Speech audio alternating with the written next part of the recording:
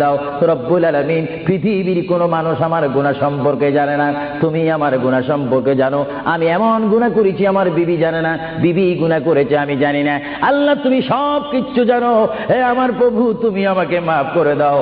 আমার আল্লাহ বলে, তারপরও যদি তোমাদেরকে আমি মাফ না করি, তারপরও বান্দা তোমরা আমার রহমতের দরজা থেকে ফিরে যাইও না।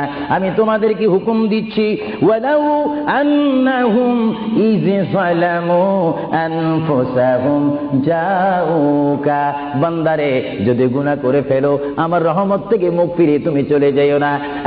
বান্দা, আকাশ পরিমাণ যদি গুনাহ করো, পাতাল পরিমাণ যদি গুনাহ করো, সাগরের পানি পরিমাণ যদি গুনাহ করো, পাহাড় তুলনায় যদি তুমি গুনাহ করো, আমার দরবার থেকে তুমি নিরাশ হইও না।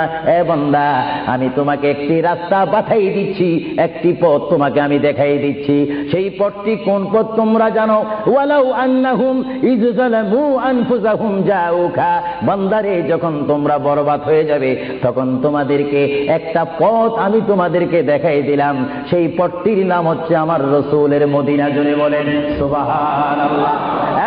বান্দা, আমার নবীর দরবারে গিয়ে কেঁদে কেঁদে তোমরা বলো, ইয়া রাসূলুল্লাহ, ইয়া হাবিবাল্লাহ, আয়া আকা ইয়া রাসূলুল্লাহ। আল্লাহ কোরআনে বলেছে, ওয়ালাউ আন্নাহুম ইয যালামু আনফুসাহুম জাউকা ফাস্তাগফিরুল্লাহ ওয়াস্তাগফার লাহুমুর রাসূল। আল্লাহ বলেছে, হে বান্দা তোমরা ডানে না গিয়ে, বামে না গিয়ে, পিছে না গিয়ে তোমরা সরাসরি আমার নবীর কদমে চলে যাও। আমার নবীর কদমে গিয়ে আমি আল্লাহর দরবারে তোমরা তওবা করো।